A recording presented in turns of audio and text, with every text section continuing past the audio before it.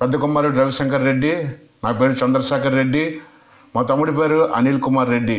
మా నాన్నగారు దూర ప్రాంతంలోనే జాబ్ చేస్తూ ఉండేవారు. మా నాన్నగారు ఇంటర్నేషనల్ సీమ్యాన్.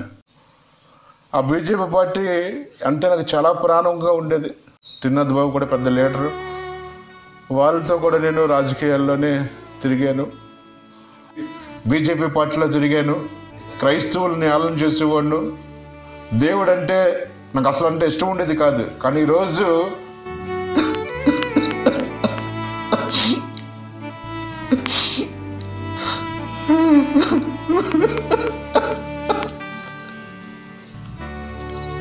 ఆవిడ చేసిన పూజలు పునస్కారాలు ఆవిడ బతికించలేదు. ఎన్నో గుళ్ళకి వెళ్ళాం, ఎన్నో పూజలు చేస్తాం, ఎందరినో మొక్కాం, ఎంతో డబ్బు ఖర్చు పెట్టాం. కానీ మా అమ్మ ఈ లోకాన్ని ఒక 20 మంది రౌడీలు అర్ధరాత్రి ఆ నైటు 12 గంటల సమయంలో వచ్చి నేను మత్తులో ఉన్నప్పుడు నన్ను కొట్టారు. విపరీతంగా ఒక పిడిగుద్దులు కొట్టి నాన్ చెక్. ఆయన కన్ను కట్టి ఇప్పిన వెంటనే నన్ను చూడాలి తండ్రి, ముందు నిన్ను చూసి అని అనుకున్నాను. కట్టు విప్పారు. ఆయనకి నాకు ఒక 10 అడుగుల దూరంలో ఉన్నాను. ఉంటే కట్టు విప్పిన వెంటనే జోస్నా నాకు కళ్ళు బాగా కనిపిస్తున్నాయి అన్నారు. వెంటనే నేను చాలా సంతోషించాను. పాస్టర్ గారేమో జాబ్ విడిచిపెట్టుకున్నారు. నేను ఏదో చిన్న జాబ్ చేసుకునేదాన్ని, అది కూడా నేను విడిచిపెట్టుకుని ప్రభు మాకు ఇచ్చిన భారమును బట్టి దేవుని పరిచర్య చేయాలని ఆశతో మేము ముందుకు రావడం జరిగింది.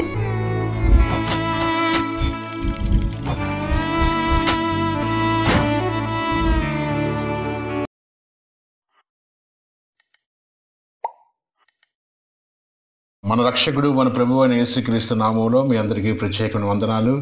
ఈ ఉదయకాల సమయంలో దేవుడిచ్చిన గొప్ప ఆధిక్యతను బట్టి మీ అందరికీ మరొకసారి వందనాలు చెల్లిస్తున్నాను. దూర ప్రాంతం నుంచి వచ్చిన సహోదరుడు జోసి బ్రదర్ని బట్టి దేవుడికి కృతజ్ఞతాస్తుతులు చెల్లిస్తున్నాను. ఈ ఉదయకాల సమయంలో దేవుడిచ్చిన గొప్ప సాక్ష్యాన్ని మీ మధ్య నేను పంచుకోవాలనుకుంటున్నాను. ఆ జీవితంలో దేవుడు అనేక కార్యాలు జరిగించాడు పరిశుద్ధాత్మ దేవుడు.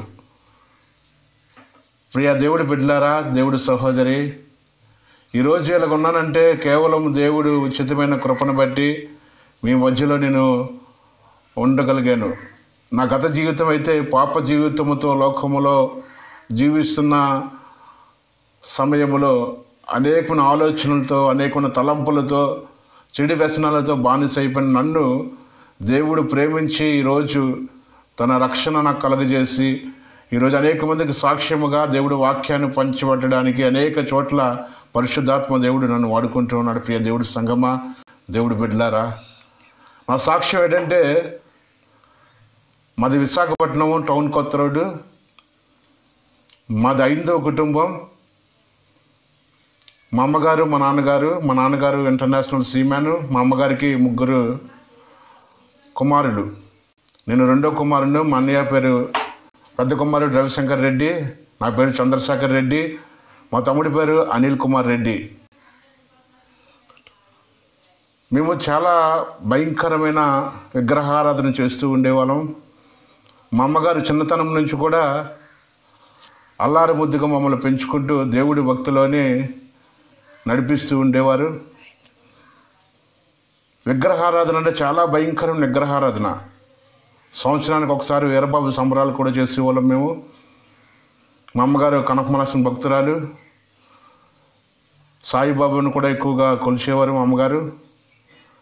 సంవత్సరంకి ఏ గుళ్ళకైతే ఆ గుళ్ళకి తీసుకెళ్ళేవారు. నూకాలమ్మ గుడి, కనకాపల్లి, తిరుపతి, నెక్స్ట్ ఏంటంటే సింహాచల దేవస్థానము, ఇంకా అనేకమైన గుళ్ళకి తీసుకెళ్తూ ఉండేవారు. మా నాన్నగారు దూర ప్రాంతంలోనే జాబ్ చేస్తూ ఉండేవారు.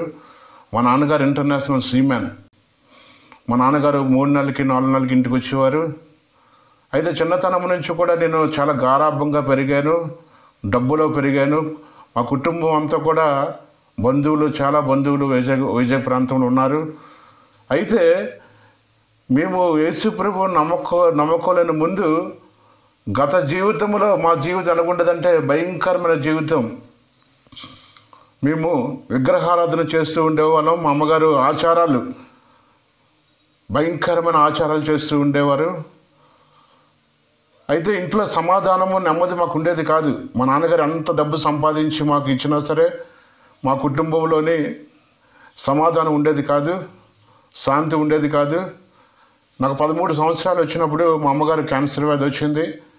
13వ సంవత్సరంలో మా అమ్మగారు క్యాన్సర్ వచ్చిన తర్వాత మా నాన్నగారు ఎంతో డబ్బులు ఖర్చు పెట్టారు మా అమ్మగారి కోసం.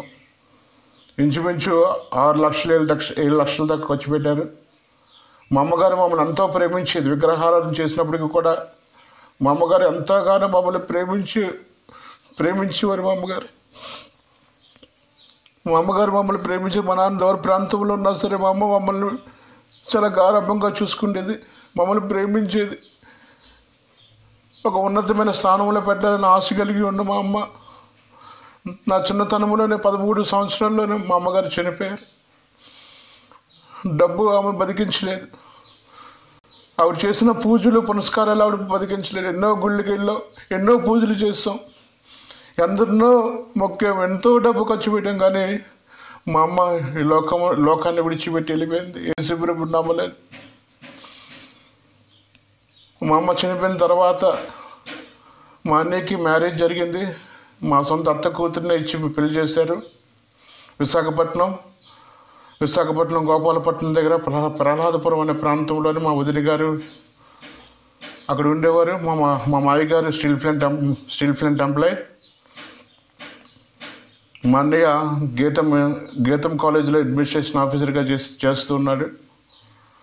మ్యారేజ్ చేసాం కానీ మా వదిన కూడా మమ్మల్ని సరిగ్గా పట్టించుకునేది కాదు. మా నాన్నగారు ఇంకా మ్యారేజ్ చేసుకోలేదు, తాగుడికి బానిస అయిపోయాడు. మా తమ్ముడు చూస్తే చిన్న అబ్బాయి.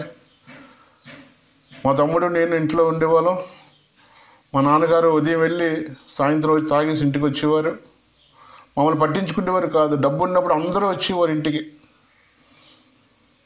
అందరూ వచ్చి మా ఇంటికి వచ్చి డబ్బు ఉన్నప్పుడు అందరూ వచ్చి అన్ని వస్తువులు కూడా తీసుకుని వెళ్ళేవారు. అయితే ఎప్పుడైతే మా అమ్మ చనిపోయిందో బంధువులందరూ మమ్మల్ని విడిచిపెట్టేశారు. మా నాన్నగారు మా అన్నయ్య సెపరేట్ అయిపోయాడు. తన భార్యను తీసుకుని వెళ్ళిపోయిన తర్వాత తల్లి భయం లేదు నాకు. తండ్రి చూసి తాగబోతు. నేను చాలా భయంకరంగా తయారయ్యాను 4 సంవత్సరాల్లో. చెడు అలవాట్లకు బానిస అయిపోయాను. లోకములో కలిసిపోయాను. చెడు సహవాసములతో నేను నడుస్తూ ఉండేవాడిని. నా జీవితం ఎలాగంటే ఇంక అన్ని అలవాట్లకు బానిస అయిపోయి ఆఖరికి ఎవ్వరూ పట్టించుకోలేని స్థితిలో అయిపోయింది. ఒకరోజు మా నాన్నగారు అన్నారు, నువ్వు దేనికి పనికిరావు అన్న నన్ను. ఒకరోజు నేను భీములపట్నం వెళ్ళాను. ఆ భీములైన ప్రాంతం వెళ్ళినప్పుడు అక్కడ ఎవరీ గ్రీన్ కంపెనీ ఫ్లేవుడ్లు తయారయ్యే కంపెనీలో నాకు పనిలో పెట్టారు మా అన్నయ్య. ఆ పని చేస్తూ ఉండగా ఆ పనిలో వచ్చిన డబ్బులన్నీ కూడా మా వదిలికి కొంచెం ఇచ్చి మా నాన్నగారు కొంచెం ఇచ్చి తగిన డబ్బులతో నేను చెడు అలవాట్లకు బానిస అయిపోయి ఇంకా ఇష్టానుసారముగా మత్తు పద్ధతులు కూడా బాగా బానిస అయిపోయిన సమయంలో నా జీవితం అంతా కూడా ఇంకా అంధకారం అయిపోయింది. ఇంకా పట్టించుకునేవారు ఎవ్వరు లేరు. నా కుటుంబం అంతా కూడా మా అమ్మ ఉన్నప్పుడు చాలా బాగా నన్ను ప్రేమించి నన్ను పట్టించుకునేది. మా అమ్మ అయితే ఎప్పుడైతే చనిపోయిందో నా స్నేహితులు నా బంధువులు అందరూ కూడా నన్ను విడిచిపెట్టారు.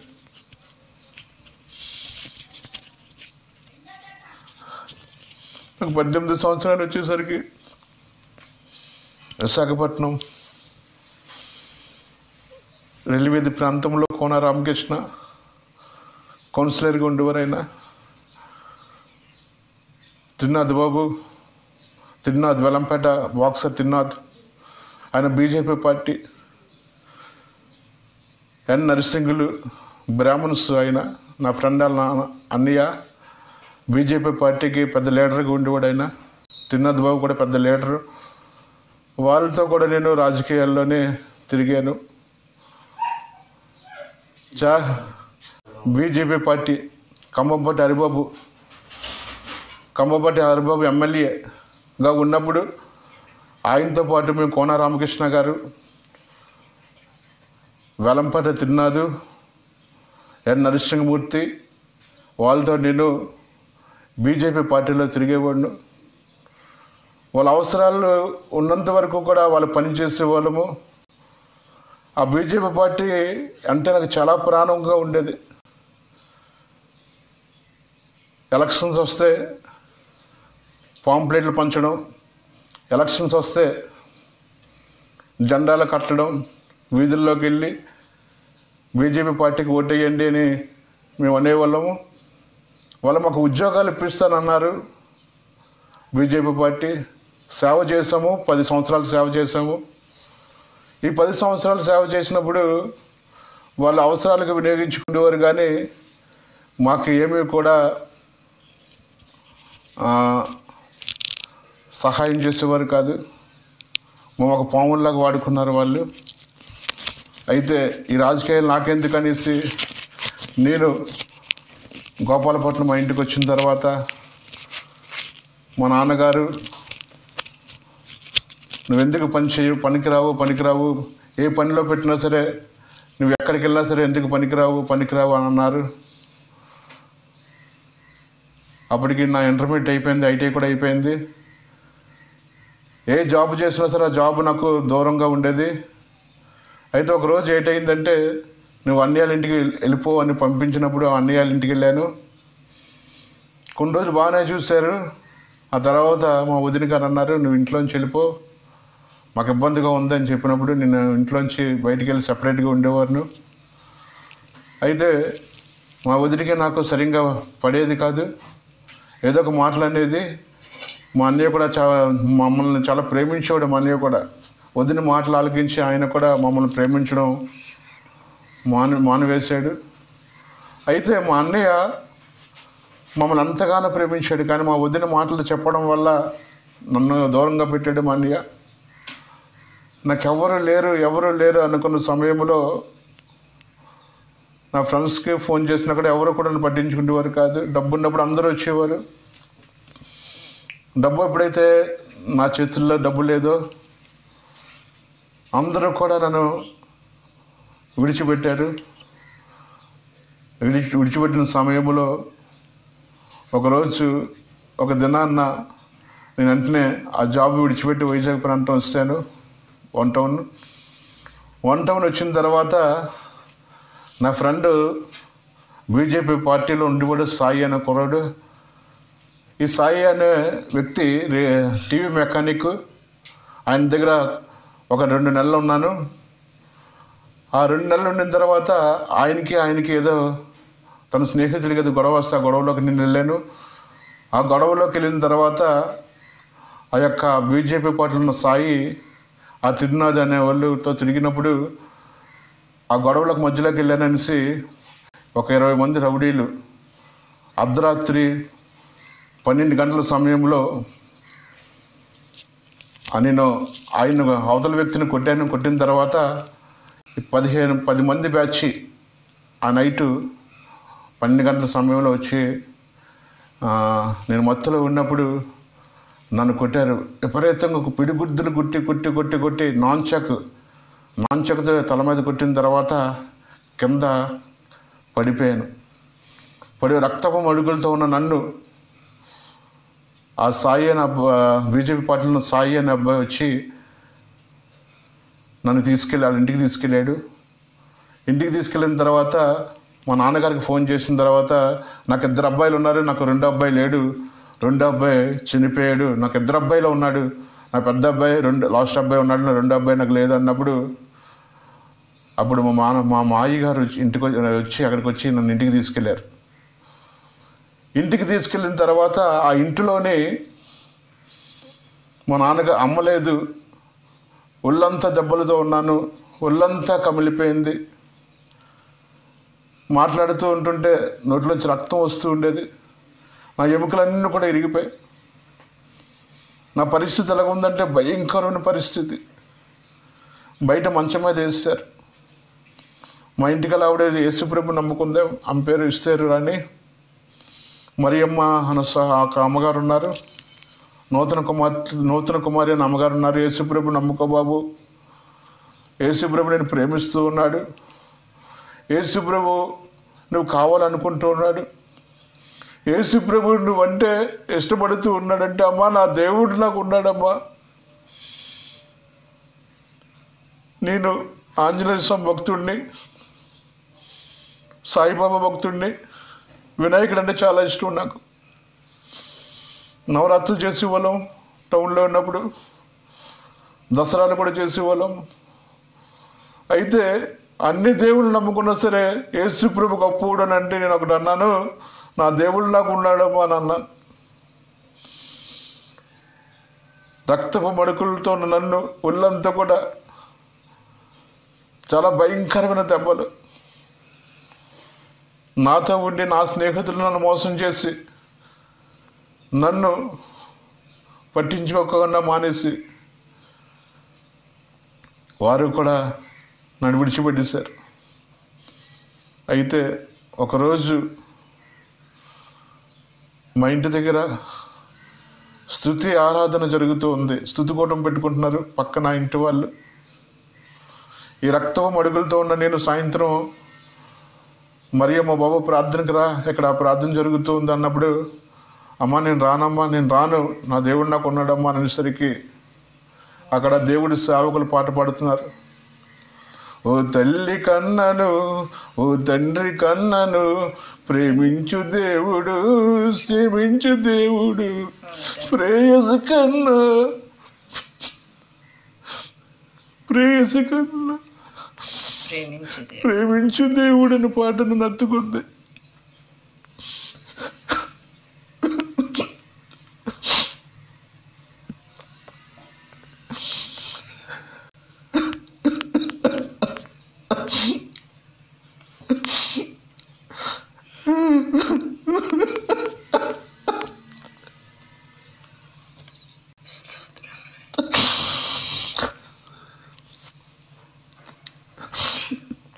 ఆ పాట పాడుతుంటుంటే నా హృదయం అంతా కూడా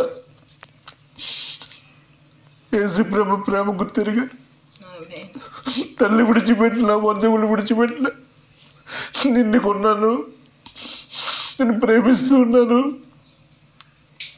అన్న మాట, ఆ పాట నా గట్టుకున్న ఉంది. మరియమ్మ మా ఇంటి పక్కన ఆమె విజయనగరం నుంచి వచ్చింది. ఆమె చాలా ప్రేమించేది. తల్లి లేకపోయినా సరే ఆవిడ మా ఇంటికి వచ్చి బాబు బాబు అని ఒక తల్లిలాగా నన్ను ప్రేమిస్తూ ఉన్నా. ఆమె బాబు దేవుడి సన్నిధికి వెళ్తాను, తీసుకెళ్తాను, నువ్వు రావాలి బాబు దేవుడి సన్నిధికి, నువ్వు దేవుడు ఆరోగ్యం ఇస్తాడు, స్వస్థపరుస్తాడు. నాన్నగారు పట్టించుకోలేదు, అన్నీ పట్టించుకోలేదు, ఎవరు పట్టించుకోలేని స్థితి.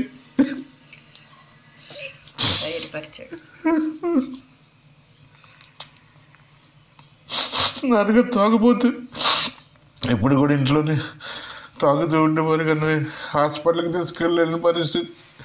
దెబ్బలతో నేను ఆ రోజు దేవుడి మందిరానికి వెళ్దామని బయలుదేరిన ఆదివారం. అయితే అందరూ ఉన్నారని సిగ్గుతో ఇంటికి వస్తారు. ఇంకొక ఆదివారం బాబు రా బాబు అనేసి ఆ దెబ్బలతో నాకు రెండో ఆదివారం ఆ దెబ్బలతోనే దేవుడి మందిరంకి వెళ్ళాలనుకున్నా. అక్కడ నిలబడ్డాను. బలమైన ఆశతో నన్ను చర్చిలకు నెత్తేసింది. ఆ రోజు దేవుడి మందిరానికి వెళ్ళిన తర్వాత నా జీవితం అంతా కూడా మారిపోయింది.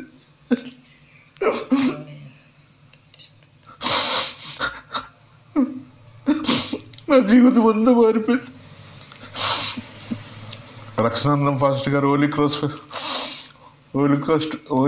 క్రాస్ మినిస్ట్రీ, రక్షణానందం ఫాస్ట్ గారు ఆత్మీయ తండ్రి, చెన్నై ఆయన యవనస్తుడు బ్రదర్, నన్ను ఎంతో ప్రేమించేవాడు. ఎక్కడ ప్రార్థనలు వెళ్ళా సరే నన్ను తీసుకెళ్తూ ఉండేవారు. అలాగే 3 నెలలు ప్రార్థనలోనే వెళ్ళడం మొదలుపెట్టిన తర్వాత అందరూ అన్నారు, ఎంత మార్పు వచ్చింది దీనికి, ఎంత మార్పు వచ్చింది, ఈయన ఎవరు మార్చాడు కానీ ఎంత మార్పు వచ్చింది. నా యేసయ్య మార్చాడు, దేవుడి వాక్యం నన్ను మార్చింది. ఆ పాట నన్ను ఆకర్షించుకుంది. ఫాస్టర్ గారితో పాటు కూడా సువార్తకి వెళ్ళేవాళ్ళం. చోడవరం, వడ్డాది, నాడుగొల, సబ్బవరం, ఆ విశాఖపట్నం ప్రాంతాలన్నీ కూడా సువార్త సేవ చేస్తూ ఉండేవాళ్ళం. 6 నెలల్లోనే పరిశుద్ధాత్మను పొందుకున్నాను. మళ్ళీ దేవుడి సన్నిధికి వెళ్తున్న తర్వాత మళ్ళీ ఆ ప్రహ్లాదపురం అనే ఏరియాలో ఫ్రెండ్స్తో మొదలయ్యారు. ఆ ఫ్రెండ్స్తో కూడా దేవుడి మందిరంలోకి వెళ్ళిపోయాను. చక్కగా మందిరంలోకి వెళ్ళిన తర్వాత బాగా ఎదిగిన తర్వాత అక్కడొక్కడ ఆ ప్రహ్లాదపురం అనే ప్రాంతంలో కూడా చాలామంది ఫ్రెండ్స్ పరిచయం అయ్యారు. మళ్ళీ దేవుడి విడిచిపెట్టాను. లోకంలో మనం లోకంలో కలిసిన తర్వాత ఒకరోజు నేను మీటింగ్కి వెళ్ళాను. యవనస్తుల మీటింగ్కి వెళ్ళిన తర్వాత దూర ప్రాంతం జబ్జాకబ్ గారు అనే దేవుడి సేవకులు వచ్చారు. గాజువాకలో మీటింగ్ అయింది. ఆ సేవకులు 500 మంది యవనస్తుల్లోని నా పేరు పెట్టి పిలిచాడు. నా కుమారుడా, నువ్వు బలమైన సేవ చేయబోతున్నావు, నువ్వు ప్రార్థనా పరుడవుతావు, దేవుడిని ప్రవక్తగా వాడుకోబోతున్నాడు అని అంతమంది జనాల్లో నా దగ్గరికి వచ్చి చేసి ప్రార్థన చేస్తూ ఉంటుంటే కింద పడిపోయి ఇంటికి వచ్చిన తర్వాత బాప్టిజం 2005 సంవత్సరంలో బాప్టిజం తీసుకున్నాను. బాప్టిజం తీసుకున్న తర్వాత ఇంకా నాలో కొన్ని అలవాట్లు ఉంటాయి కదా, అలవాట్లు కూడా విడిచిపెట్టలేకపోయాను. ఇంకా దేవుడి సన్నిధికి వెళ్ళేవాడిని, లోకంలో తిరిగేవాడిని. దేవుడి సన్నిధికి వెళ్ళేవాడిని, లోకంలో తిరిగేవాడిని. ఒకరోజు మా మేనమామకి నాకు గొడవ అయింది, రోడ్డు మీద పెద్ద గొడవ. ఆయనకి నేను కొట్టాననేసి నాకు స్టేషన్లో పెట్టారు.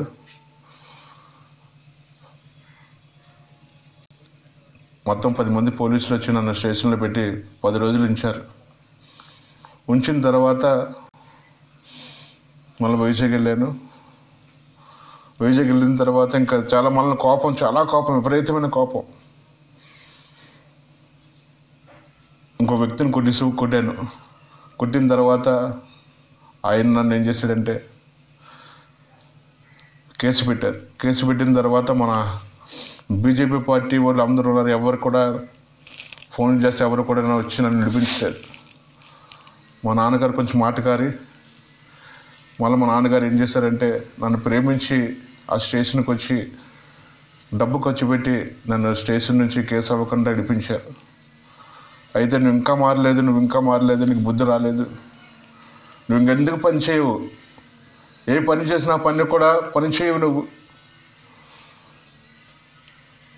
పని చేయవని నన్ను మళ్ళీ భీమిలీపట్నం పంపించారు.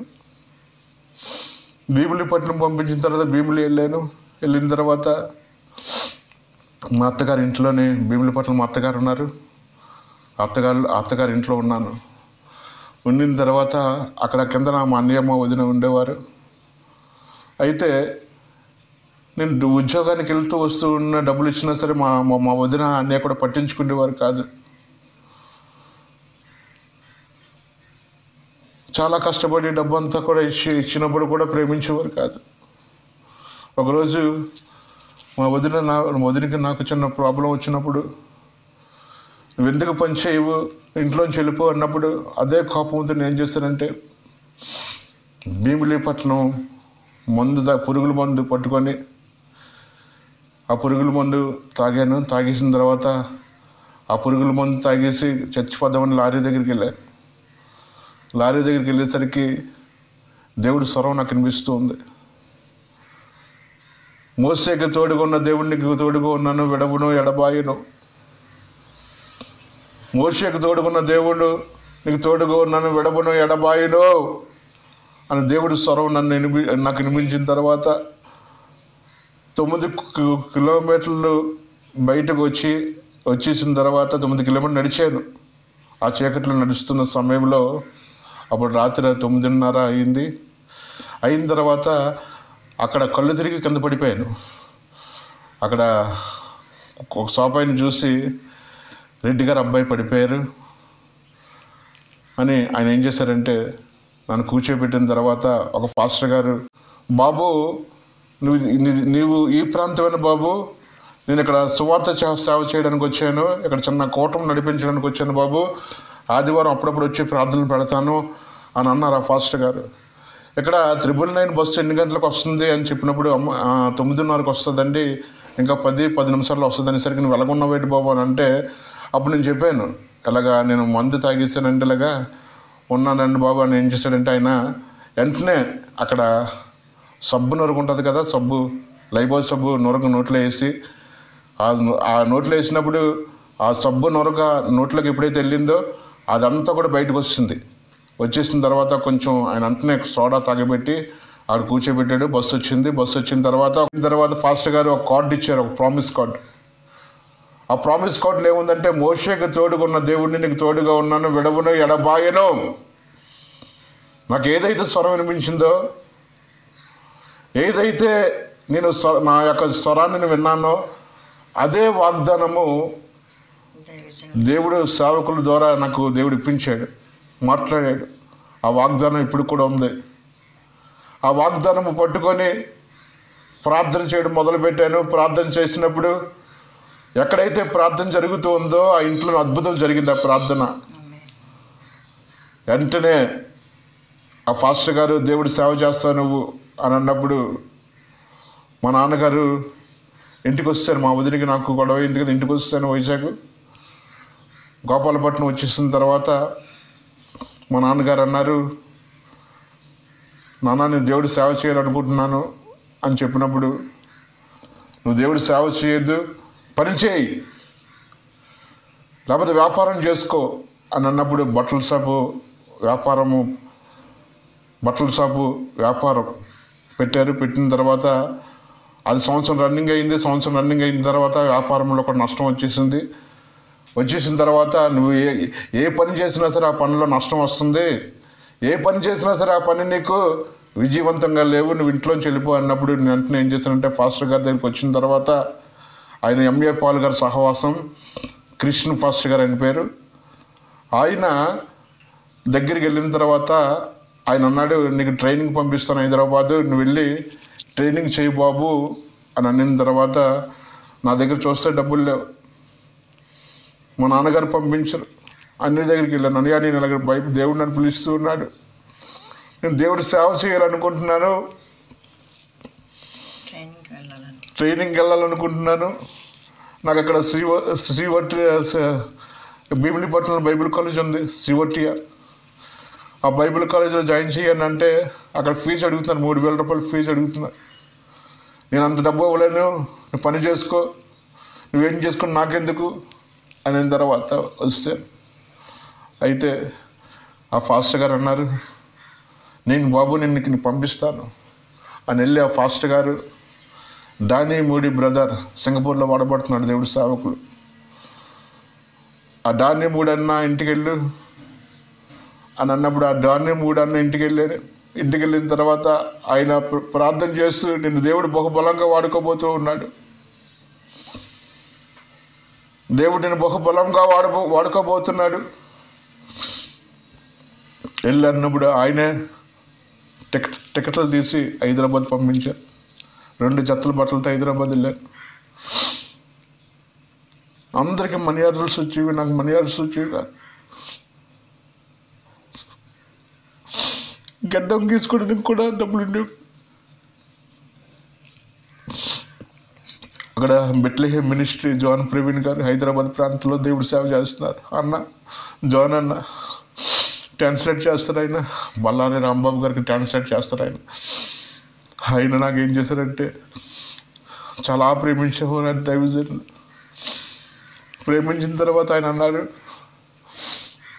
నాతో పాటు సేవ చేయి, ఇక్కడ నేను సంఘం చూపిస్తాను అన్న దేవుడి చిత్తమైతే నీతో ఉంటానన్నా అన్నప్పుడు ప్రతిరోజు కూడా దేవుడు నాతో మాట్లాడేవాడు. ఆయన వాక్యం ద్వారా బైబిల్ కాలేజీలో దేవుడు ప్రేమ అంటే ఏంటో నాకు తెలియదు. ఎప్పుడైతే హైదరాబాద్ డస్కా బైబిల్ కాలేజ్కి వెళ్ళానో దేవుడు ప్రేమ గుర్తెరిగాను. దేవుడు ప్రేమ గుర్తెరిగిన తర్వాత దేవుడి సేవకులు ఎంతగానో ప్రేమించేవారు. నాకు బట్టలు కొనేవారు, మంచి చెడు కూడా అన్నీ చూసుకునేవారు. జాన్ అన్న బహుబలంగా వాడపడుతున్నారు దేవుడి సేవకులు. ఒక బైబిల్ కాలేజ్ ఫోర్డ్ గారు వచ్చి అక్కడ టీచింగ్ ఇచ్చారు, ప్రార్థన కోసం టీచింగ్ ఇచ్చారు. ఫోర్డ్ గారు బెంగళూరు. ఆ ఫోర్డ్ గారు వాక్యం ద్వారా నన్ను దేవుడు అన్య భాషలతో మాట్లాడడం మొదలుపెట్టాను. డానీ మూడన్న ఆరాధన కోసం టీచింగ్ ఇచ్చినప్పుడు ఆరాధనలోనే దేవుడి శక్తిని పొందుకొని ఈ యొక్క సంవత్సరం కూడా బైబిల్ కాలేజ్ కంప్లీట్ అయిన తర్వాత అమెరికా నుంచి ఒక సహోదరి వచ్చింది, శాండీ మేడం గారు. ఆవిడ ప్రవచనం చెప్పింది, నీ బైబిల్ కాలేజ్ వెళ్ళేలాగా నీ వివాహం జరిగిపోతుంది,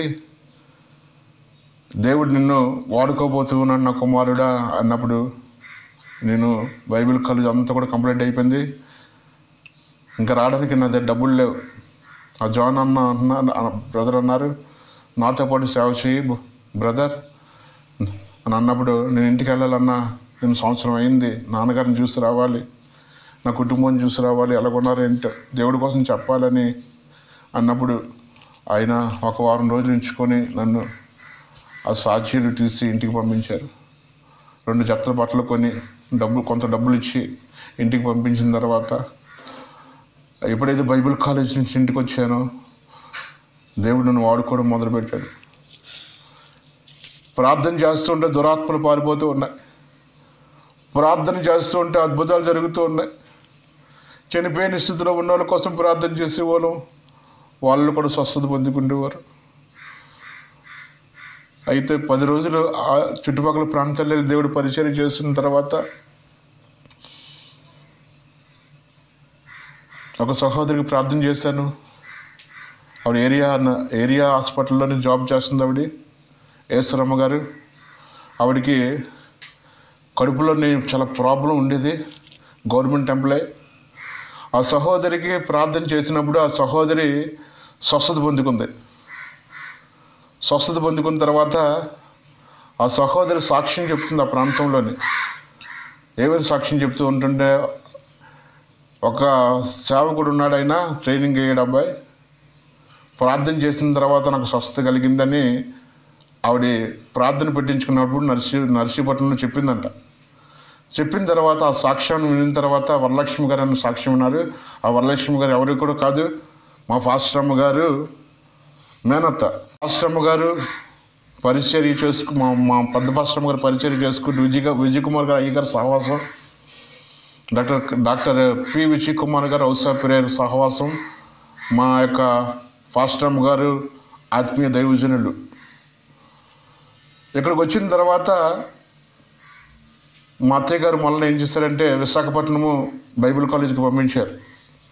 redeem Christian church of God 2 సంవత్సరాల ట్రైనింగ్ విశాఖపట్నంలోనే జక్కుల రాజ్కుమార్ గారు బైబిల్ ట్రైనింగ్ అయ్యాను. అక్కడ ట్రైనింగ్ అయ్యి వచ్చిన తర్వాత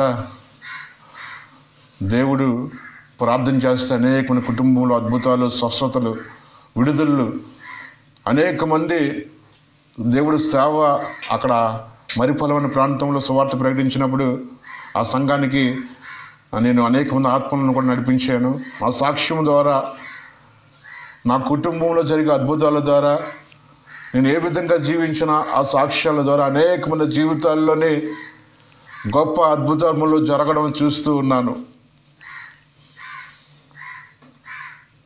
ఇంటికి వచ్చాను, ట్రైనింగ్ అయిపోయింది. ఇంటికి వచ్చిన తర్వాత దేవుడు గ్రాడ్యుయేషన్ అయిపోయింది. నాకు గ్రాడ్యుయేషన్ అయిపోయిన తర్వాత మా ఫాస్టరమ్మ గారు నేను ఇక్కడ ట్యూషన్ సెంటర్ పెట్టుకుంటూ దేవుడి పరిచర్య చేస్తూ ఉండేవాళ్ళము.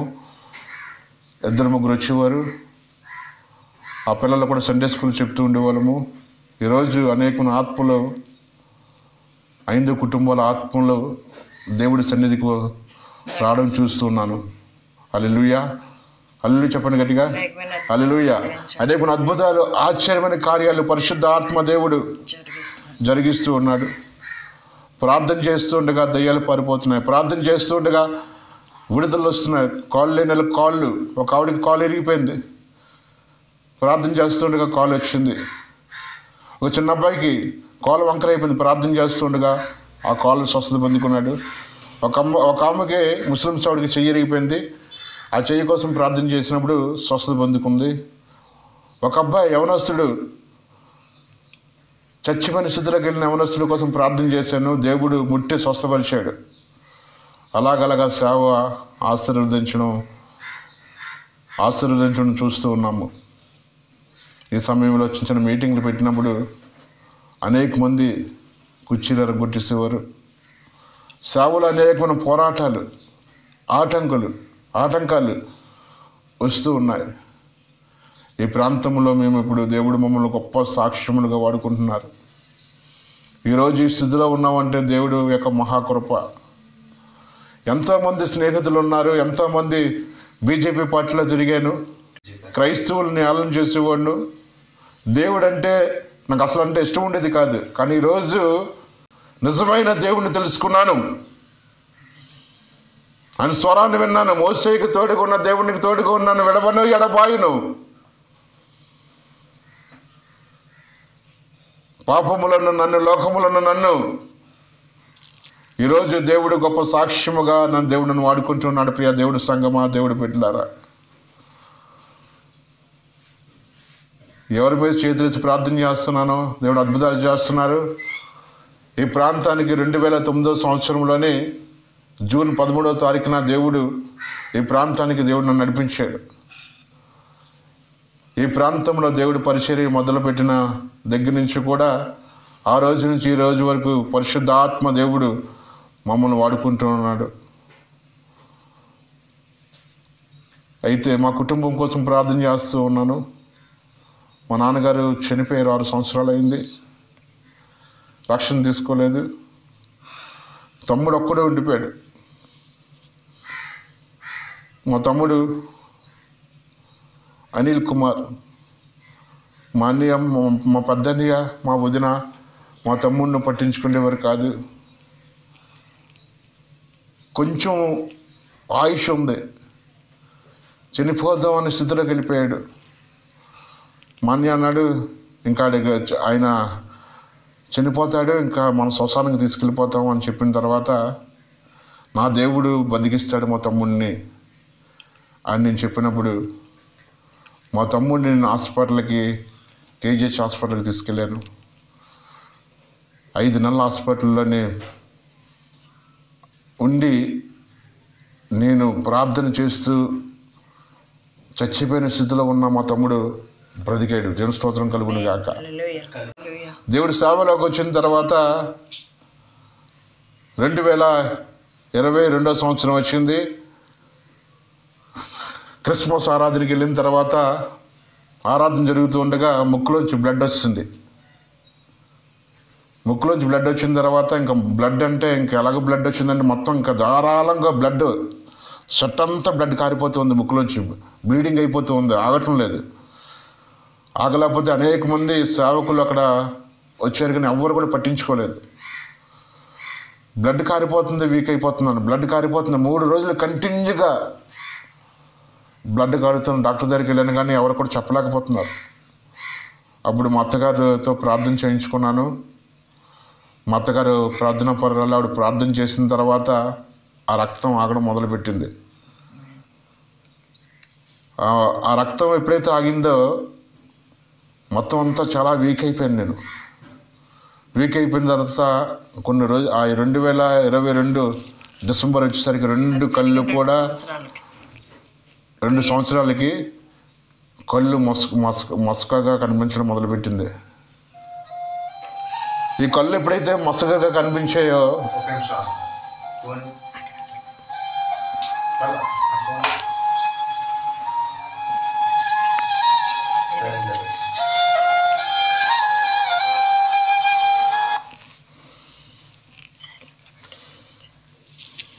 ఎప్పుడైతే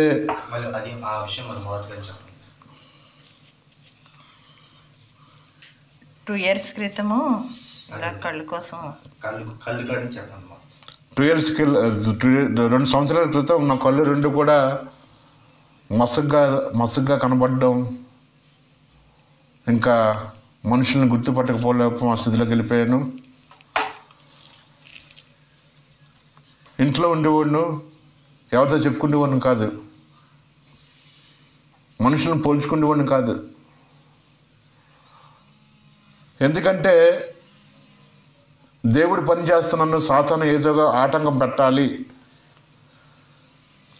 సాతాను ఎప్పుడు కూడా ఏం చేస్తాడంటే మంచి పని చేసినప్పుడు సాతానికి ఇష్టం ఉండదు, ఆత్మలు సంపాదించినప్పుడు సాతానికి ఇష్టం ఉండదు. అనేక మందికి ప్రార్థన చేస్తూ ఉండగా, చెడుపు శల్యంగా చేతబడి శక్తులతో పీడించబడిన ప్రార్థన చేస్తూ ఉండగా దేవుడు గొప్ప విడుదల ఇచ్చిన తర్వాత నా 2 కన్నులకు కూడా సాతాను పెట్టాడు, గుడ్డితనం కలుగజేస్తుంది. ఫాస్టర్ అమ్మ గారికి కూడా ముఖం పోల్చుకోలేకపోయేవాడిను.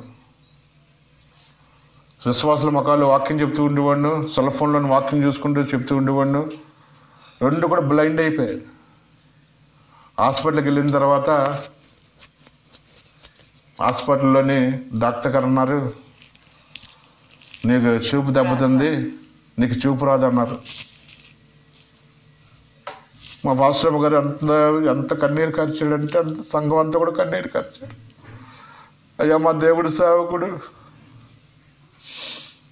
వాడబడుతున్నారయ్యా, 2 కన్ను దృష్టి ఎండగా ప్రార్థన చేసినప్పుడు మా అన్నయ్యకి ఫోన్ చేసిన తర్వాత మా అన్నయ్య కూడా నేనేం చేయాలి, ఎవరు కూడా చెప్పినా సరే ఎవరు కూడా పట్టించుకోలేదు. ప్రభువా నువ్వు సేవ చేస్తానయ్యా, ఆపరేషన్ పడినప్పటికీ దేవుడు చూపు ఇవ్వాలయ్యా, నా పాపాలుంటే క్షమించండి అయ్యా, ఎంత దూరం వెళ్ళినా సరే నీ పని చేస్తానయ్యా, ఒక సాక్ష్యంగా వాడపడాలయ్యా ఈ సంవత్సరంలో తండ్రి అని ప్రార్థన చేసినప్పుడు గవర్నమెంట్ హాస్పిటల్ వెళ్ళిన తర్వాత వాళ్ళు అన్నారు, నీకు చూపు రాదు, దెబ్బతిన్నదన్నారు. ఒక మేడం గారు ఆపరేషన్ చేస్తే చెప్పలేము,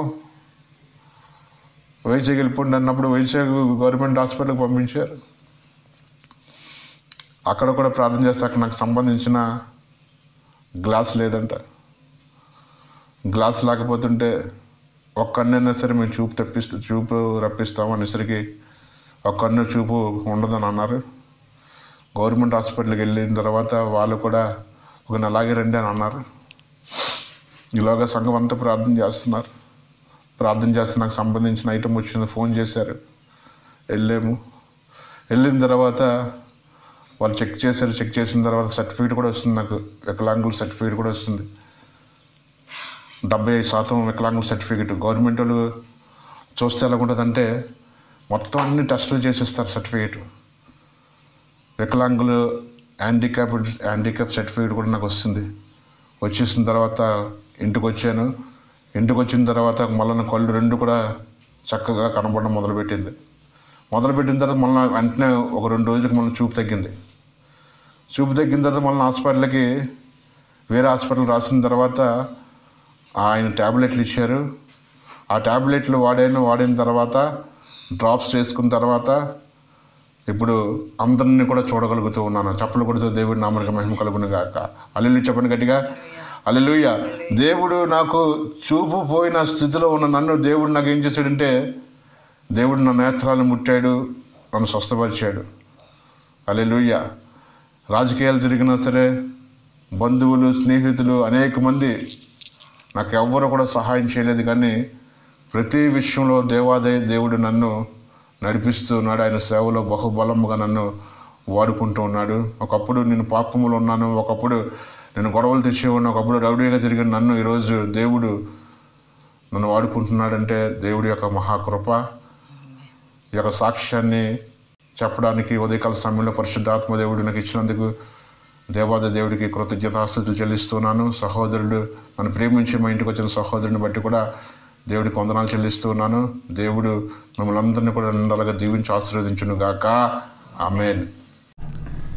దేవుడి నామానికి మహిమ కలుగును గాక. సమయం ఇచ్చిన దేవాది దేవునికి వందనాలు చెల్లిస్తున్నాను. అలాగనే ఆ సంఘాన్ని ప్రేమించి మమ్మల్ని ప్రేమించి దూర ప్రాంతం నుంచి వచ్చిన సహోదరుడు జోషి బ్రదర్ని బట్టి దేవునికి వందనాలు చెల్లిస్తున్నాను. మాకు పరిచర్యలో కొనుకొచ్చి 2009లో మేము ఈ ప్రాంతం అయితే పరిచర్య విషయంలో దేవుడు చాలా అద్భుతంగా మమ్మలను తీసుకొచ్చాడు. మాది హైందవ కుటుంబం. నేను పుట్టిన మొదలుకొని హైందవ కుటుంబంలోనే జన్మించాను, హైందవ కుటుంబంలోనే పెరిగాను. అయితే ప్రభు యొక్క మహాకృపను బట్టి దేవుడు అద్భుతమైన రీతిలో మా కుటుంబాన్ని దేవుడు ఎన్నుకుని, కుటుంబాన్ని ఎలాగైతే ఎన్నుకున్నాడో అది కూడా చాలా బలమైన సాక్ష్యం అండి. నెక్స్ట్ వీడియోలో మళ్ళీ మీతో నేను పంచుకోవాలని ఆశపడుతున్నాను. అయితే మేము 2009లో దేవుని పరిచర్య నిమిత్తం మేము ఇక్కడికి వచ్చాము. నాకైతే 2007లో వివాహం అయింది. వివాహం అయిన తర్వాత ఒక 1 year గ్యాప్, 1 yearలో దేవుడు మళ్ళా దైవజనుడిని వేరే పరిచర్యలోనికి ట్రైనింగ్ నిమిత్తం పంపించడం అయింది.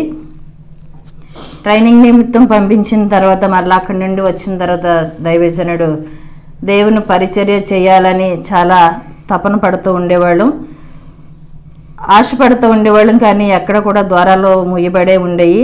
మాకైతే ఆశ ఉండేది దేవుని పరిచర్య చేయాలని. తండ్రి మాకు ఎలాగ నువ్వు మా ఆశని ఎలా నెరవేరుస్తావని ప్రార్థన చేసుకున్నప్పుడు మా అమ్మగారు, అమ్మ మన విశ్వాసులు జగ్గి చెరువు ప్రాంతంలో 2 కుటుంబాలు ఉన్నాయి కదా, ఆ ప్రాంతానికి మీరు వెళ్ళి ప్రతి మంగళవారం వెళ్ళి స్త్రీల కూడిక మీరు నడిపించి వారిని అందరినీ కూడా మీరు దేవుని మార్గంలో నడిపించడానికి ప్రయత్నం చేయండి అని మా అమ్మగారు చెప్పినప్పుడు నేను మా పాస్టర్ గారు పిఠాపురం నుంచి జగ్గి చెరువు రావడానికి కూడా మా దగ్గర ఒక 20 రూపాయలు కూడా ఉండేవి కాదు. మా అమ్మగారే డబ్బులు 50 రూపాయలు ఇచ్చి పంపిస్తూ ఉండేవారు. పాస్టర్ గారేమో జాబ్ విడిచిపెట్టుకున్నారు. నేను ఏదో చిన్న జాబ్ చేసుకునేదాన్ని, అది కూడా నేను విడిచిపెట్టుకుని ప్రభు మాకు ఇచ్చిన భారమును బట్టి దేవుని పరిచర్య చేయాలని ఆశతో మేము ముందుకు రావడం జరిగింది. అయితే ఒకరోజు జగ్గి చెరువు ప్రాంతం కోసం ప్రార్థన చేస్తూ ఉంటుండే బలమైన వేడిపు వచ్చిందన్నమాట. నాకు ఒక రకమైన బాధ వేదన అనేది వస్తూ ఉండేది. ప్రార్థన చేసి మోకరించి ప్రార్థన చేస్తుంటే ఏదో భారం అనేది వచ్చి ఉండేది. అలాగ ఉంటున్న సమయంలో మా ప్రాంతం అయితే పిఠాపురం ప్రాంతం, జగ్గి చెరువుకి మాకు 4 కిలోమీటర్ల దూరం ఉంటుంది. అప్పుడు నేను అనుకునేదాన్ని, తండ్రి భారం వస్తుంది నాకు జగ్గి చెరువు కోసం ప్రార్థన చేస్తుంటే, మరి అక్కడ చూస్తే మాకు ఎవరో తెలిసిన వాళ్ళు లేరు, ఎలాగ ప్రభు అని ఆలోచన చేస్తూ ఉంటుంటే దేవుడు నాకు ఒక బలమైన దర్శనాన్ని ఇచ్చాడు. ఈ మంగళవారం ప్రార్థన ఎప్పుడైతే మొదలుపెట్టిన తర్వాత ఆరాధన ప్రారంభించాలని ఆశ కలిగేది. అప్పుడు ఆరాధన ప్రారంభించాలంటే ఈ 2 కుటుంబాల కోసం వచ్చాం కదా, వాళ్ళిద్దరు కూడా ఇక్కడ నుండి పిఠాపురం వస్తూ ఉండేవారు. అమ్మగారు దగ్గరలో ఉంటే మేము కూడా ఆరాధనలో ఉంటాం కదండి అని చెప్తూ ఉండేవారు. కానీ మాకు అంతగా పట్టించుకునే వాళ్ళం కాదు. మేము మా అమ్మగారు వాళ్ళు అయితే అక్కడ దగ్గరగా ఉన్నారు, అన్ని విధాలుగా చూసుకుంటారని ఆశతో నేను అక్కడ ఉండిపోవడానికి ఇష్టపడేదాన్ని. అయితే పాస్టర్ గారు అయితే వెళ్ళిపోదాం అని అనేవారు, కానీ నేను ఇష్టపడేదాన్ని కాదు. ఆ టైంలో దేవుడు బలమైన దర్శనాన్ని దేవుడు నాకు ఇచ్చాడు. అపార్ట్మెంట్స్ దగ్గర నుంచి నేను మా పాస్టర్ గారు నడుచుకుంటూ వస్తుంటే ఒక బలమైన వ్యక్తి, హైట్ బట్టలు వేసుకున్నారు. ఆయన హస్తం చాపి, మేమిద్దరం నడుస్తుంటే మా మధ్యలోనికి యాడ్ అయ్యి ఆయన హస్తం చాపి 2 చేతులు ఎత్తి, ఏ కుడి చేతి వైపు అయితే హస్తం చాపి అపార్ట్మెంట్ల వైపు చేయి చాపి చూపించారు. అమ్మా నీవు ఈ ప్రాంతానికి వస్తే నేను నిన్ను వాడుకుంటానమ్మా అని చెప్పాడు దేవుడు. హల్లెలూయా. అమ్మా నీవు ఈ ప్రాంతానికి వస్తే నేను నిన్ను వాడుకుంటాను, ఈ ప్రాంతంలో ఏ దోషములు లేవమ్మా, నువ్వు ఈ ప్రాంతానికి వస్తే నేను నిన్ను వాడుకుంటాను అన్నాడు. ఆ దర్శనం వచ్చిన దగ్గర నుంచి ఇంకా భారం ఎక్కువైపోయింది. దేవా నువ్వు నన్ను వాడుకుంటానన్నావు తండ్రి, నాకు చూస్తే ఇల్లు నువ్వు అక్కడ ఇవ్వాలి అని ప్రార్థన చేసుకునేదాన్ని. ప్రార్థన చేసుకుంటుంటే అలాగా ఆ దర్శనం వచ్చిన 6 మాసములు గతించిపోతే నాకు చూస్తే ఇల్లు దొరకట్లేదు. ఏ ఇల్లు చూద్దామన్నా మీరు ఎంప్లాయీసా, జాబ్ చేయడానికి వచ్చారా అని అనేవారు. కాదమ్మా మేము జాబ్స్ చేయడానికి రాలేదు, దేవుని పరిచర్య చేయడానికి దేవుడు మమ్మల్ని పిలుచుకున్నాడమ్మా అని చెప్పేదాన్ని అందరితోని. అయితే వాళ్ళు అన్నారు, అమ్మ మేము ఇల్లు చూస్తామని అనేవారు, కానీ ఎవరు పట్టించుకోలేదు. అప్పుడు నేను ఒకనొక రోజు భారం కలిగి ప్రార్థన చేసుకుంటున్నాను, ప్రభువా నాకు దర్శనాన్ని ఇచ్చి 6 మాసములు గతించిపోతున్నాయి, మరి నేను ఆ ప్రాంతానికి వెళ్ళి నీ సేవ చేయాలని ఆశపడుతున్నాను. మరి నీ చిత్తం ఏమైందో నన్ను ఆ ప్రాంతానికి తీసుకెళ్ళి నన్ను అక్కడ నిలబెట్టి నీ పరిచర్లో వాడుకోవాలని అనుకుంటే మీరు వాడుకోండి ప్రభా, నాకు మాత్రం ఇల్లు మీరు ఇప్పించండి ప్రభా అని ప్రార్థన చేసుకున్నప్పుడు దేవుడు అద్భుతమైన రీతిలో ఒక సహోదరి ద్వారా ఇల్లు ఇప్పించాడు. ఇల్లు ఇప్పిస్తే వారు ఇల్లు చూసుకున్న వెంటనే వారు 30,000 రూపాయలు అడిగారు మమ్మల్ని. రెంట్ వద్దమ్మా, మాకు గోల్డ్ తాకట్లో ఉంది, అది మేము విడిపించుకోవడానికి మాకు మాత్రం మీరు ఒక 30,000 మాకు ఇస్తే అది మేము వస్తువులు విడిపించుకుంటాం, మళ్ళీ మీరు వెళ్ళిపోయినప్పుడు మీకు డబ్బులు ఇచ్చేస్తామని ఆ ఇళ్ళ గల్లా ఆవిడ చెప్తే నేను అన్నాను, అక్క మా దగ్గర 30,000 కాదక్క, మా దగ్గర ఒక పైసా కూడా మా దగ్గర లేదు, నీకు ఇష్టమైతే నువ్వు రెంట్కి నీకు కావాల్సిన రీతిలో మేము ఎప్పుడు ఇమ్మంటే అప్పుడు నీకు ఇస్తాం, అంతేగాని రెంట్ కోసం అయితే మాత్రం మేము ఏమి కూడా లేట్ చేయమక్క అని చెప్పినప్పుడు అయితే మా హస్బెండ్ని అడిగి చెప్తాను మనిషి ఆవిడ వెళ్ళిపోయిన తర్వాత మళ్ళీ ఇందుకే ఫోన్ చేస్తేమని చూశాను, కానీ అక్కడ తను ఫోన్ చేయలేదు. ఫోన్ చేయకపోతే అప్పుడే మరలా నేనే తన నెంబర్ నా దగ్గర ఉందని తనకి మళ్ళీ ఫోన్ చేశాను. చేసినప్పుడు ఆవిడ అంది, అమ్మ వద్దన్నారు, మీ మరిది గారు ఇవ్వద్దన్నారు అక్క, ఎందుకంటే మాకు డబ్బులు అవసరం అనేసి అన్నారు, రెంట్ ఇస్తే నాకు వద్దు అలాగ వద్దులే అమ్మ అని అన్నారు అక్క, అందుకే నేను ఊరుకున్నాను అక్క అన్నది. అన్న తర్వాత నేను చాలా మనసు బాధ అనిపించింది, ప్రభా నువ్వు నాకు దర్శనం చూపించావు కదయ్యా, మరి నేను ఆ ప్రాంతానికి వెళ్ళి నీ సేవ చేయాలని ఆశపడుతున్నాను, మరి నీ చిత్తం ఏమైందో, ఏ వ్యక్తి అయితే నాకు డబ్బులు కావాలని ఉందో అదే వ్యక్తి ద్వారా ఏ అపార్ట్మెంట్ల వైపు అయితే దేవుడు చేయి చాపు చూపించాడో అదే అపార్ట్మెంట్లో నాకు ఇల్లు ఇవ్వండి ప్రభా అని ప్రార్థన చేసుకునేదాన్ని. అప్పుడు అమ్మాయి 15 రోజులు పోయిన తర్వాత నేనే ఫోన్ చేసిన తర్వాత అంది, అక్క నీ నెంబర్ నాకు కనిపించలేదు అక్క, మీరు రెంట్కి ఉండండి అక్క, 400 ఇవ్వండి ప్రతి నెల అని చెప్పింది. హల్లెలూయా, 400 పే చేయండి అక్క, నేను మీకు ఇల్లు ఇస్తాను, నా దగ్గర కీస్ ఉన్నాయి కదా, నేను ఈవినింగ్ కానీ రేపు కానీ తీసుకొచ్చి మీకు కీస్ అందజేస్తాను అక్క అని చెప్పింది అమ్మాయి. అప్పుడు చాలా సంతోషం అనిపించింది. మా అమ్మగారిని తీసుకెళ్ళి ప్రార్థన చేయించాను. ప్రార్థన చేయించిన వెంటనే అక్కడ ఏదో మేము ఏ గోడారంలో అడుగు పెట్టామో ఆ గోడారం ఎదురుగా ఒక ఫ్యామిలీ ఉన్నారు. ఆ ఫ్యామిలీలో ఉన్న పాప చాలా నిరుత్సాహ పరిస్థితిలో ఉంది, తన జీవితం ఏదో పోగొట్టుకున్న దానివల్లే ఉంది. ఉన్నప్పుడు నేను వాళ్ళ ముస్లిమ్స్ కుటుంబం నుంచి వచ్చారు, తన పేరు మున్ని. అయితే ఆ అమ్మాయిని నేను అనుకున్నాను, మేము వెళ్ళి ఆ గోడారంలోనికి వెళ్ళి 3 days అయింది, కానీ ఫస్ట్ స్టార్టింగ్ చూసుకోవడానికి వెళ్ళినప్పుడు మాత్రమే గుమ్మం దగ్గర కూర్చుంది అమ్మాయి. మరలా మేము వెళ్ళి 4-5 రోజులు అవుతుంది, కానీ అమ్మాయిని మేము ఎప్పుడూ చూడలేదు. చూడకపోతే ఒకరోజు మధ్యాహ్నం మేము భోజనం చేస్తున్నప్పుడు మేము చాలా ఆకలి దప్పులతో బాధపడేవాళ్ళం. ఆ ప్రాంతానికి ఈ పరిచర్యకి వచ్చినప్పుడు ఆకలి దప్పులతో బాధపడుతున్న సమయంలో పాస్టర్ గారు, అమ్మ మనం ఇంట్లోకి వచ్చి ఇల్లు చూసుకోవడానికి వచ్చినప్పుడు ఒక సహోదరి ఉంది కదా ఇక్కడ, ఆ అమ్మాయి కనిపించట్లేదు, ఆ అమ్మాయిని ఒకసారి డోర్ కొట్టి పిలువమ్మ అని చెప్పారు. చెప్తే నేను వెళ్ళి పిలిచాను, ఇలా తలుపులు తట్టి పిలిస్తే తన పిల్ల కూడా బయటకు వచ్చారు.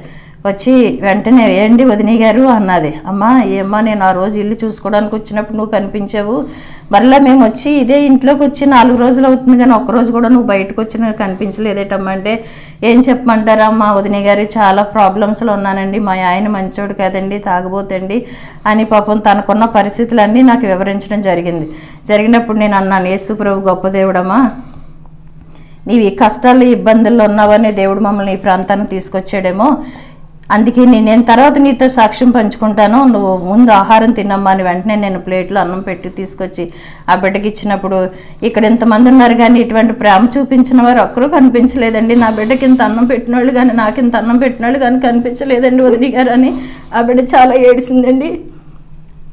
అయితే ఆ బిడ్డ ఏడిసినప్పుడు నేను ఒకటి అన్నానమ్మా, నీకోసమే దేవుడు మాకు ఈ ప్రాంతాన్ని పంపించాడేమో, నేను నువ్వు చూడాలని ఆశపడుతున్నాను నేను, కానీ నువ్వు బయటికి రావట్లేదు, మా పాస్టర్ గారేమో నిన్ను పిలవమని అన్నారమ్మా అని చెప్పినప్పుడు చాలా థ్యాంక్స్ అండి వదిన గారు అని గట్ట చెప్పి ఆవిడ కూడా చాలా మాట్లాడడం ప్రారంభించిన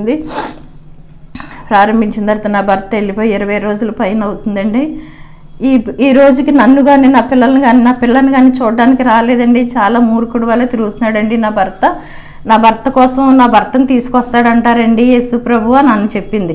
అంటే నీ భర్తను తప్పనిసరిగా దేవుడు తీసుకొస్తాడమ్మా, నీ మీద నీ బిడ్డ మీద ప్రేమ పుట్టిస్తాడు అని చెప్తే మీకు దర్శనాలు వస్తాయండి అని అన్నది. దర్శనం వస్తుందమ్మా అన్న పాస్టర్ గారికి. ఆ రోజు నైటే సిరిగిపోయిన షర్టుతో బురదంతా ఒంటికి రాసుకుని ఆ పిల్లడు తాగుతూ తూలుతూ వస్తున్నట్టుగా దర్శనం చూపించాడంట. అమ్మ నీ భర్తను తీసుకొస్తాడు, నీ భర్త ఈ యాంగిల్లో వస్తాడని చెప్పినప్పుడు అవునండి అన్నయ్య గారు అన్నది. అన్న వెంటనే మాకు దర్శనం వచ్చిన రెండో రోజునే తన భర్త రావడం జరిగింది. అప్పుడు ఆ బిడ్డకి ఇంకా విశ్వాసం అనేది కలిగింది. ఆ బిడ్డ కూడా మా చర్చిలో మొదట బిలీవర్గా దేవుడు ఆ బిడ్డని ఎన్నిక చేశాడు. అందరిని బట్టి దేవునికి వందనాలు చెల్లిస్తున్నాను. అయితే ఆ రోజు ఆ బిడ్డ ఎప్పుడైతే రక్షింపబడిందో అలాగా ఇంకొక అద్భుతమైన సాక్ష్యం, ముస్లిమ్స్ ఆవిడ బాత్రూంలో స్నానం చేస్తుంటే పడిపోయినప్పుడు ఆ సహోదరికి విషయంలో కూడా మా విశ్వాసులు మా అయ్యగారు ప్రార్థన చేస్తే అమ్మగారు ప్రార్థన చేస్తే దేవుడు స్వస్థిస్తాడని చెప్పినప్పుడు అపోలో హాస్పిటల్లోని ట్రీట్మెంట్ కూడా కుదరదమ్మా, నీ స్కిన్ అంతా కూడా మొత్తం చాలా ఇదిగా అయిపోయింది, బోన్స్ మొత్తం అన్నీ నలిగిపోయినాయి, నీకు ఆపరేషన్ పడినా సరే సెట్ అవుదని అన్నప్పుడు ఆవిడ హ్యాండ్ ఇలాగ ఉండిపోయేది, ఫింగర్స్ ఇలా మూతపడే ఉండేవి. ఆ టైంలో దేవుడు అద్భుతంగా ప్రార్థన చేసినప్పుడు మేము ఒకటి అన్నాం, 7 వారాలు అంటే నియామకం అనేది ఏం కాదు, కానీ 7 వారాలు అంటే దేవుడు ప్రార్థన తెలియని వారు, దేవుడి విధానంలో కొత్తగా వచ్చిన వారు 7 వారాలని పెడితే అది గట్టిగా పట్టుదలగా చేస్తారనే ఉద్దేశంతో నేను అన్నాను, 7 వారాలు మీరు ఉపవాసం ఉండి ప్రార్థనకు రండమ్మా గౌషి గారు అని చెప్పినప్పుడు ఆవిడ ముస్లిమ్స్ ఆవిడ అన్నారు, అమ్మ యేసు ప్రభు ఇలాగ సురేఖ గారు చెప్పారండి, మీరు ప్రార్థన చేస్తే స్వస్థ వస్తుందని చెప్పినప్పుడు అలా దేవుడు అద్భుతంగా ఆ బిడ్డని దేవుడు మా మందిరానికి తీసుకొచ్చినప్పుడు మేము అదే ఇంట్లో అపార్ట్మెంట్స్లోనే రెంట్కి తీసుకున్న ఇంట్లోనే మేము ప్రార్థన పెడతా ఉండేవాళ్ళం. 2009లో మేము జూన్ 9వ తారీఖున మేము దేవుని 28వ తారీఖున మేము మొదలుపెట్టాము పరిచర్య. ఫస్ట్ ఏమో ముస్లిమ్స్ ఆవిడ అద్భుతం జరిగింది, తర్వాత నెక్స్ట్ ముస్లిమ్స్ ఆవిడ కూడా అద్భుతం జరిగింది. అయితే మాసాలు 7 వారములు ఎప్పుడైతే ప్రార్థనకి రావడం ప్రారంభించిందో ఆ సహోదరి 3 వారాలు వచ్చేసరికి ఫింగర్స్ ఇలాగ ఆడడం మొదలుపెట్టినాయి, హ్యాండ్ ఇలాగ రావడం ప్రారంభించింది. ఎప్పుడైతే 3 వారాలకే దేవుడు ఇంత రిలీఫ్ ఇచ్చాడంటే ఇంకా ప్రభువులో ఉంటే ఇంకెంత బాగుంటుంది అన్న ఉద్దేశం కలిగి ఆవిడ 7 వారాలు కూడా దేవుని మందిరానికి క్రమం తప్పకుండా ఉపవాసం ఉండి కట్టిగా ఉపవాసం ఉండి దేవుని సన్నిధికి రావడం ప్రారంభించింది. దేవుని యొక్క మహాకృపను బట్టి దేవుడు అద్భుతం చేశాడు. ఆవిడకి మామూలు చేయలాగా దేవుడు చేశాడు. అద్భుతమైన రీతిలో ఆ బిడ్డను మీరు ఆ దేవుడు స్వస్థపరిచినందుకు అందరిని బట్టి దేవునికి వందనాలు చెల్లించాం. అయితే ప్రియ దేవుని బిడ్డలారా, దేవుడు అలాగలాగా చాలా అద్భుతమైన రీతిలో మమ్మల్ని నడిపించాడు. అక్కడ 7 మాసాలు ఉన్నాము. అపార్ట్మెంట్స్లోనికి వెళ్ళిన తర్వాత 7 మాసాలు ఉన్న తరకి ఆ పాప ఫోన్ చేసి, భారతి అక్క మా అత్తగారికి నాకు పడట్లేదు అక్క, అందుకనేసి హౌస్ మేము ఖాళీ చేయాలని ఆశపడుతున్నాం, మీరు హౌస్ ఖాళీ చేస్తే మేము అందులోకి రావాలని ఆశపడుతున్నాం అని చెప్పింది. సరే అమ్మా, నేను ఏదైనా ఇల్లు చూసుకున్న తర్వాత నీకు ఫోన్ చేస్తాను, ఏ టైంలో ఎంత టైం ఇస్తావు మాకు అని అంటే ఎంత టైమో కూడా లేదక్క, మా అత్తయ్య గారికి నాకు చాలా డిస్కషన్ అవుతుంది, అందుని బట్టి మీరు ఖాళీ చేయమని నేను అనలేక అంటున్నాను అక్క. అందుకాదమ్మా, నీ ఇల్లు నీకు ఇచ్చేస్తాను, కరెక్టే మేము ఒక ఇల్లు చూసుకున్నంత వరకు 15 డేస్ నువ్వు టైం ఇవ్వమంటే అలాగే అక్క అని చెప్పింది. 15 డేస్ కన్నా నేను వారం రోజుల ముందేనే ఆ అమ్మాయికి ఇల్లు ఖాళీ చేసి ఇవ్వడం జరిగింది. మరలా అక్కడి నుండి ఎక్కడికి వెళ్ళాలి ప్రభా, మరలా ఇక్కడికి వస్తున్న ఆత్మలను మరలా మేము ఎక్కడికి తీసుకెళ్ళాలని అలాగే బాధపడేదాన్ని. 7 నెలలు అక్కడ ఉన్నాము. 8వ మాసంలో ఇల్లు చూసుకుని మరలా ఇదే ప్రాంతంలోకి వేరే చోటుకు వచ్చినప్పుడు అక్కడ మేము ఆ ప్రాంతంలో అడుగుపెట్టినప్పటికీ చాలా క్లిష్ట పరిస్థితులు అన్నమాట. ఆహారం తినడానికే ఉండేది కాదు, ఆకలి తప్పులతో అలా పడుకుండేవాళ్ళు. మా అమ్మగారికి ఏమన్నా చెప్తే బాధపడుతుందేమో అనేసి మా అమ్మగారు కూడా చెప్పేదాన్ని కాదు. కోట బియ్యం రైస్ అన్నం తింటూ ఉంటుంటే నాకేమో కాళ్ళు చేతులు పీకేసి, అమ్మ ఎలా ఉన్నారమ్మా అంటే బాగానే ఉన్నామమ్మా అని చెప్పేదాన్ని తప్ప నా ప్రాబ్లమ్స్ ఏమి నా తల్లికి చెప్పేదాన్ని కాదు. అలా చెప్పకుండా ఉంటే నా తల్లి మేము ఏదో చాలా బాగానే ఉన్నాము అనుకునేవారు. ఒకరోజు ఏమీ లేవు, ఆదివారం వచ్చింది. ఆదివారం వస్తే అందరూ కూర తెప్పించుకోవాలి, ఏది కర్రీస్ కూడా ఏమీ లేదు, తెచ్చుకోవడం తినడానికి కూడా ఏమీ లేకుండా ఉంది పరిస్థితి అని అలాగే బాధపడేదాన్ని. బాధపడితే ఒకరోజు ఒక బ్రదర్ వచ్చి పాస్టర్ గారిని పిలుచుకుని పక్కకు తీసుకెళ్ళి, బ్రదరు మీకు ఇంత కానుక ఇవ్వాలని అనిపిస్తుందని చెప్పి బ్రదర్కి పక్క తీసుకెళ్ళి కానుకిచ్చి కూర కొని తీసుకొని ఇచ్చారు. అలాగే ఎన్నో అద్భుతాలు జరిగినాయి మా జీవితంలో, చాలా చాలా అద్భుతాలు జరిగినాయి. దేవుడు కృపను బట్టి ఈరోజు మేము ఇలా ఉన్నామంటే అది కేవలం దేవుని యొక్క దేవుని మహాకృపను బట్టి. మేము ఎప్పుడైతే అలాగా ఉండేవాళ్ళు, మా ఇంట్లో ఉండేవాళ్ళు అక్కడి నుంచి వేరే ఇంట్లోనికి వచ్చామో అలాగే దేవుడు అలాగే మమ్మల్ని అలాగే స్టెప్ బై స్టెప్ మార్చుకుంటూనే రెంట్ హౌస్లోనే మేము పరిచర్య చేస్తున్నామండి. చాలామంది హిందూస్ కుటుంబాలు వస్తున్నాయి. అయితే వారు వస్తున్నారు కానీ మేము ఏ ఇల్లు అయితే మారుతున్నామో ఆ ఇంట్లోకి ఇలాగ ఇల్లు షిఫ్ట్ అవ్వడం వల్ల చాలామంది డిస్కరేజ్ అయిపోతున్నారు. చాలామంది కూడా దేవుని మందిరానికి రావడానికి ఇల్లుగా ఉందని కొంచెం ఇదిగా బాధపడుతున్నారు. మీరు ప్రార్థన చేయండి. నాకు సాక్ష్యము ద్వారా అనేక మంది రక్షింపబడాలి, అనేక మందికి కలగాలని దేవుడి మందిరాన్ని మేము కట్టుకోవాలని ఆశపడుతున్నామండి. దేవుని మందిరం లేక చాలా ఇబ్బందులు పడుతున్నాం. ఇప్పుడు రెంటెడ్ హౌస్లోనే దేవుని ప్రార్థన పెడుతున్నామండి. సరిపోవట్లేదు. బిడ్డలందరూ కూడా చాలా ఇబ్బంది పడుతున్నారు. మేము ఏ మినిస్ట్రీల వైపు చూడట్లేదండి, దేవుని వైపు మాత్రమే చూసి ముందుకు వెళుతున్నాము. మా పరిచర్య నిమిత్తం మీరు ప్రార్థన చేస్తారని ప్రేమపూర్వకంగా తెలియచేసుకుంటున్నాను. మాది మేము జగ్గి చెరువు ప్రాంతంలో ఉంటున్నాం. దేవుని సేవ అక్కడే చేస్తున్నామండి. రెంటెడ్ హౌస్లోనే 4,000 ఇస్తున్నామండి ఇంటికి. అలాగే మీరు ప్రార్థన చేయండి. మా సంఘం కొరకు మా కొరకు ప్రార్థన చేయండి. ఈ సాక్ష్యాన్ని ఇలాగ పంచుకోవడానికి దేవుడు నాకు ఇచ్చిన అవకాశాన్ని బట్టి దేవునికి వందనాలు చెల్లిస్తూ, మా పాస్టర్ గారు 2022లో ఇప్పుడు వరకు సాక్ష్యం చెప్పారు కదా. 2022లో మా పాస్టర్ గారికి ఎందుకో అనుకోని రీతిగా కళ్ళు మసగ్గా ఉన్నాయి జోస్నా, కళ్ళు మసగ్గా ఉన్నాయి జోస్నా అని అనేవారు. కానీ ఏంటండి మసగ్గా ఉన్నాయి అంటున్నారు, ఏమన్నా చిన్నప్పుడు ఏదైనా ప్రాబ్లం ఉందేమో అనుకుండేదాన్ని తప్ప నేను అంతగా నాకు చెప్పేవారు కాదు. ఆయన మనసులో మాత్రం ఆయనకు అలాగే బాధపడుతూ ఉండేవారు. కళ్ళు ప్రాబ్లం ఏంటి ప్రభా, ఏ కాలు చేయలేకపోయినా ఇబ్బంది, కాలు లేకపోయినా ఇబ్బంది, ఏదో అలాగ పడవచ్చు, కళ్ళు లేకపోతే ఎవరు తీసుకెళ్ళి వాళ్ళు తీసుకొచ్చి వాళ్ళు ఉంటారని అలాగే బాధపడేదాన్ని. సిగ్గేసి హాస్పిటల్కి వెళ్ళి ఆపరేషన్ చేయించుకోవాలి, ఆపరేషన్ ఈ వయసులో ఆపరేషన్ అంటే ఏంటి ఎలా ఉంటుందన్న ఉద్దేశంతో ఆయన అలాగ ఉండిపోయి మొత్తం కళ్ళన్నీ 2 కళ్ళు కూడా మసగ్గా చేసేసుకుని కళ్ళు కనిపించలేని పరిస్థితులను తెచ్చేసుకున్నారు. అప్పుడు ఒకరోజు ప్రార్థన చేసుకుంటుంటే కంటి విషయంలో దేవుడు వెళ్ళి చూపించుకో అన్నట్టుగా ప్రేరేపణ ఇచ్చాడంట ఆయనకి.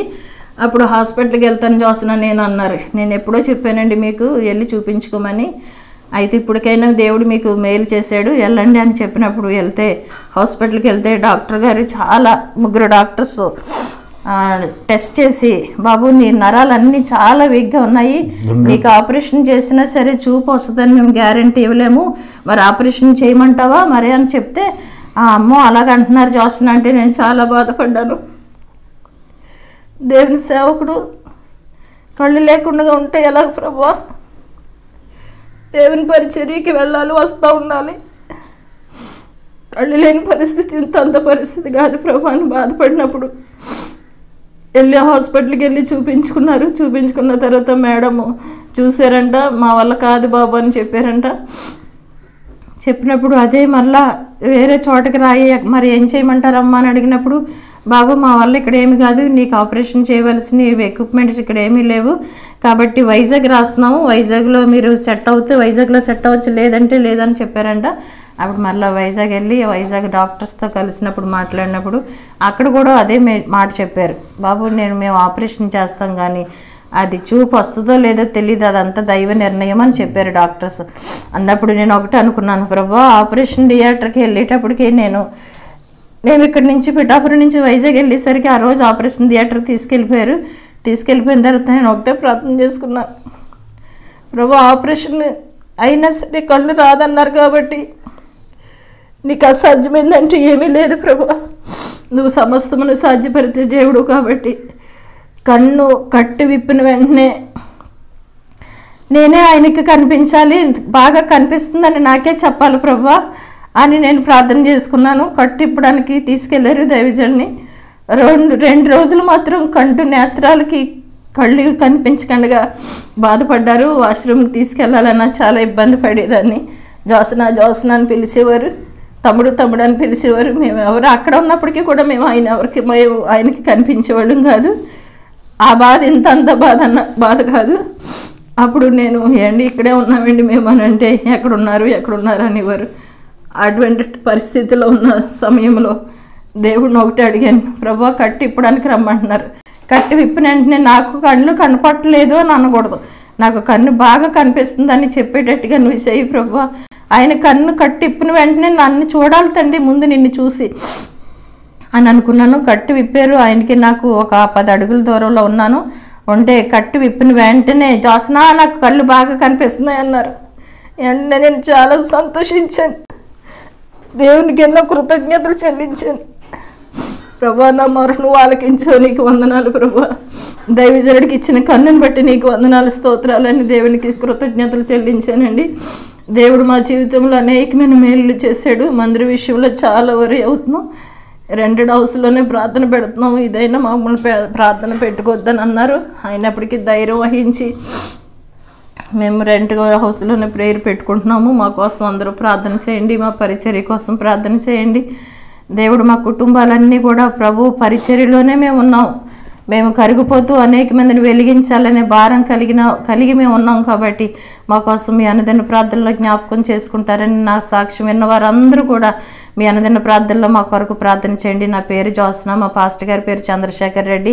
మేము హైందవ కుటుంబంలో జన్మించాము. నా తల్లి, నాకు 2 సహోదరులు, ఒక బ్రదరు. అయితే నేను చివరి లాస్ట్ ఫోర్త్ వన్ అన్నమాట. నేను మా కుటుంబం అంతా కూడా విగ్రహారాధికుల్లో ఉన్నప్పుడు వారందరి కొరకు కూడా నా తల్లి భారం కలిగి ప్రార్థన చేసింది. మేము ఈరోజు ఇలాగ నిలబడ్డామంటే నా తల్లి యొక్క ప్రార్థనే. నా తల్లి చాలా గోడబాతు వలె మూలుగుతూ ప్రార్థించే తల్లిని దేవుడు మాకు ఇచ్చాడండి.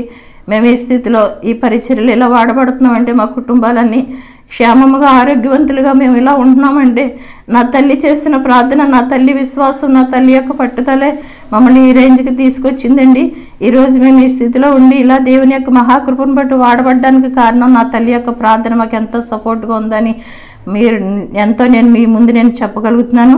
నాకు ఇచ్చిన సంఘాన్ని బట్టి, నాకు ఇచ్చిన పరిచర్యను బట్టి, నాకు ఇచ్చిన కుటుంబాలను బట్టి మీరందరూ కూడా ప్రార్థన చేస్తారని కోరుకుంటూ బాబు జోషి బ్రదర్ని కూడా బట్టి నీ దేవునికి వందనాలు చెల్లిస్తున్నాను. బాబు ఎర్లీ మార్నింగ్ మా కొరకు ఎంతో ప్రయాసంతో వచ్చి దేవుడు మా సాక్ష్యాన్ని ఆయన అనేక మందికి తెలియచేయాలని ఆశతో ఆ బిడ్డ వచ్చినందుకు ఆ బిడ్డకి కృతజ్ఞతలు చెల్లిస్తున్న సాక్ష్యాన్ని ముగిస్తున్నాను. దేవుడి మాటలను దీవించి ఆశీర్వదించును గాక. ఆమేన్.